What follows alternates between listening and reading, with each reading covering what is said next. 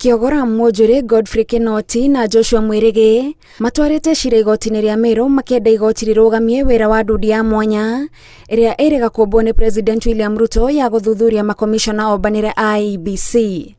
Atatũ aya kũgerera wakiri Kiogora Mugambi oho nĩ morĩtie igoti rĩrute watho wa kũgiria gũkinyanirio kwa riboti ya bunge ĩgiĩ thitango cia kũrũgamia anayaya wĩra.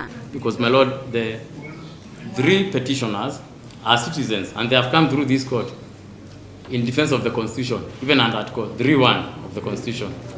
So we feel that we should proceed today. These are fairly straightforward issues that can be canvassed.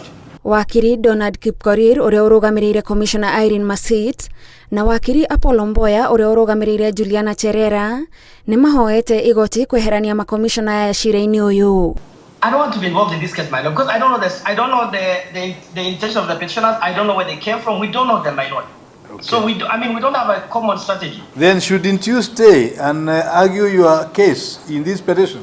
Mũcirithania Edward Mũrĩithi orĩtie mawakiri a bunge mũnene wa watho ũndũ ũmwe na ndundu ĩno ya mwanya kũneana macokio mao gũgĩkinyĩria wakana kiumia gĩkĩ mbere yake kũheana mwerekera kiumia gĩũkĩte. And then by Tuesday, because that's the next working day, the 13th, we hear the motions that will have been filed all together in a global fashion, and then we give directions at the end of the 13th, hopefully so that the matter going on Tuesday the 14th in Nairobi, will have our input to consider.